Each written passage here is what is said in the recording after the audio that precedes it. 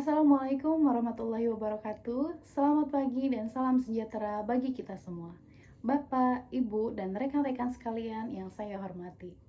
Puji syukur marilah kita panjatkan kehadirat Tuhan Yang Maha Esa, karena atas rahmat, berkah, dan karunia-Nya, hari ini kita semua diberikan kenikmatan berupa kesehatan walafiat, sehingga kita dapat berkumpul bersama di tempat ini tanpa kurang suatu apapun. Terima kasih yang sebesar-besarnya saya ucapkan kepada seluruh hadirin yang telah berkenan hadir, khususnya kepada ibu-ibu rumah tangga dan bapak-bapak yang sudah menyempatkan dan meluangkan waktunya yang berharga di tengah-tengah kesibukan dan aktivitas sehari-hari demi mengikuti acara sosialisasi ini. Bapak dan Ibu sekalian, sebelum saya memulai pembahasan lebih jauh, coba saya mau bertanya terlebih dahulu kepada hadirin di ruangan ini, siapa di antara kita yang setiap hari memegang HP dan membuka aplikasi WhatsApp? Saya yakin dan percaya pasti hampir semuanya mengangkat tangan ya. HP atau telepon pintar sekarang memang sudah menjadi bagian yang tidak terpisahkan dari kehidupan kita sehari-hari. Lewat benda kecil tersebut, kita bisa dengan mudah menyambung tali silaturahmi dengan kerabat yang jauh, menonton video hiburan, hingga berbelanja kebutuhan dapur secara online. Namun, Bapak dan Ibu, kita harus sadar bahwa di balik segala kemudahan dan kenyamanan teknologi yang luar biasa itu, ada bahaya besar yang saat ini sedang mengintai kita. Mengintai keselamatan keluarga kita, dan yang paling rawan adalah mengintai isi dompet serta tabungan kita di dunia maya. Oleh karena itu, pada kesempatan hari ini saya ingin mengajak Bapak dan Ibu semua untuk berbincang santai namun serius mengenai suatu hal yang sangat krusial, yaitu dengan tema waspada kejahatan siber. Lindungi data dari pribadi dari penipuan online. Hadirin yang saya hormati, mungkin di antara kita seringkali terlintas pikiran seperti ini. Saya kan cuma orang biasa, bukan pejabat, pemerintah, bukan pengusaha, dan bukan orang kaya raya. Masa iya akun internet saya diincar oleh penjahat? Jangan salah, Bapak dan Ibu sekalian, di dalam dunia digital atau dunia siber, para pelaku kejahatan tidak pernah peduli dan tidak memandang siapa diri kita, apa jabatan kita, atau berapa banyak kekayaan kita. Yang mereka incar dan manfaatkan dengan cermat adalah kelengahan kita, kepolosan kita, dan ketidaktahuan kita demi mencuri data pribadi yang kita miliki. Hal ini kita sama sekali bukan main-main atau sekedar untuk menakut-nakuti. Berdasarkan data resmi dari Kepolisian Negara Republik Indonesia, melalui laporan statistik penanganan kasus kejahatan siber nasional, kasus penipuan daring atau yang biasa dikenal sebagai online fraud saat ini telah mendominasi laporan kejahatan siber di negara kita. Tidak sedikit dari saudara-saudara kita, bahkan mungkin tetangga kita sendiri, yang terpaksa harus kehilangan seluruh uang tabungan hasil kerja keras bertahun-tahun dalam sekejap mata. Total kerugian finansial yang dialami oleh masyarakat kita akibat penipuan ini tidak main-main, melainkan mencapai angka ratusan miliar rupiah pada setiap tahunnya. Setelah itu, laporan resmi tahunan dari Badan Siber dan Sandi Negara mengenai lanskap keamanan siber juga mencatat adanya jutaan serangan siber yang terjadi di Indonesia. Pola serangan tersebut banyak diantaranya yang secara spesifik menyasar pada akun-akun milik individu atau masyarakat sipil seperlu kita semua, bukan hanya menyasar institusi besar.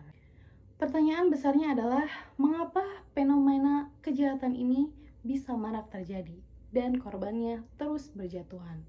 Lembaga riset Center for Digital Society mengungkapkan fakta bahwa faktor utama di balik tingginya angka korban penipuan ini adalah karena tingkat literasi digital masyarakat kita yang secara umum masih tergolong rendah. Kita seringkali terlalu polos, mudah tergiur, cepat panik, dan langsung percaya begitu saja pada berbagai bentuk tipu daya serta bujuk rayu yang berseliweran di internet. Bapak dan Ibu, berdasarkan panduan edukasi dari Kementerian Komunikasi dan Digital Republik Indonesia, ada beberapa modus penipuan online yang sangat umum terjadi dan wajib untuk kita kenali serta waspadai bersama di lingkungan keluarga. Yang pertama, modus kurir paket atau undangan pernikahan palsu. Modus ini sedang sangat marak. Sering kali ini kita tiba-tiba dikirimi pesan melalui WhatsApp oleh nomor tidak dikenal yang mengaku sebagai kurir paket yang mengirimkan foto paket, atau pihak yang mengirimkan undangan pernikahan digital, namun file yang dikirimkan tersebut memiliki format akhir berupa APK, bukan format gambar atau dokumen resmi. Begitu kita secara ceroboh mengklik file tersebut, maka aplikasi jahat terpasang. HP kita langsung diretas secara jarak jauh, dan para pelaku biasanya menguras habis seluruh saldo rekening atau m-banking kita tanpa kita sadari. Yang kedua, modus hadiah atau pihak bank palsu. Modus lainnya adalah ketika kita menerima panggilan telepon atau pesan singkat yang mengaku secara resmi dari pihak bank. Mereka biasanya mengabarkan dengan nada meyakinkan bahwa kita memenangkan hadiah besar, atau sebaliknya, mengabarkan bahwa ada masalah genting pada rekening kita. Ujung-ujungnya, mereka akan merayu atau mendesak kita untuk memberikan kode on time password atau OTP berupa angka rahasia yang masuk melalui SMS ke HP kita. Oleh karena itu, demi menjaga keamanan diri dan keluarga, mari kita bersama-sama menerapkan 3 langkah praktis dan konkret berikut ini untuk melindungi data pribadi kita. Pertama, jangan sembarangan mengklik tautan atau file. Jika ada nomor tidak dikenal mengirimkan tautan asing, konfirmasi foto paket, atau undangan yang aneh dan mencurigakan, segera abaikan dan hapus pesan tersebut. Selalu terapkan prinsip saring sebelum klik. Kedua, jaga kerahasiaan kode OTP dan kata sandi. Perlu diingat dengan sungguh-sungguh bahwa kode OTP yang masuk lewat SMS atau WhatsApp adalah rahasia mutlak. Jangan pernah sekali-kali memberikan kode tersebut kepada siapapun, termasuk kepada oknum yang mengaku-ngaku sebagai petugas resmi bank, karena petugas bank yang asli tidak akan pernah meminta kode tersebut. Ketiga, gunakan kata sandi yang kuat dan variatif. Mulai hari ini, ganti kata sandi atau PIN ATM Anda.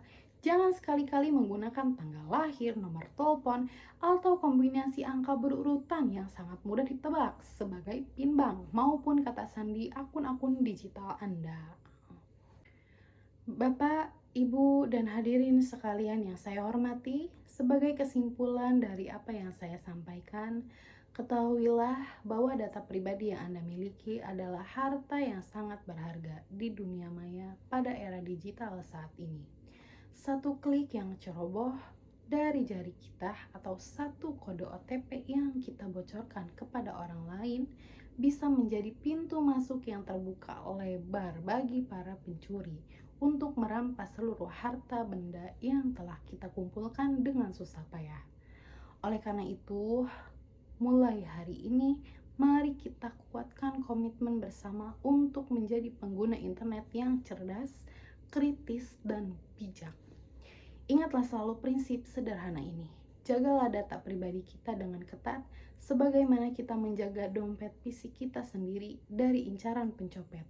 Jangan sampai kecerobohan kita yang sangat sesat menghancurkan stabilitas dan keamanan finansial keluarga yang kita cintai.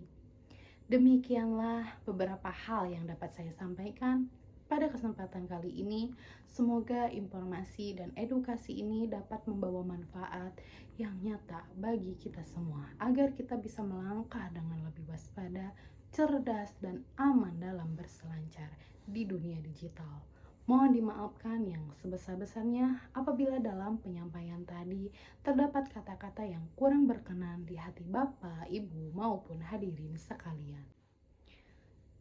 Terima kasih atas segala perhatiannya. Wassalamualaikum warahmatullahi wabarakatuh.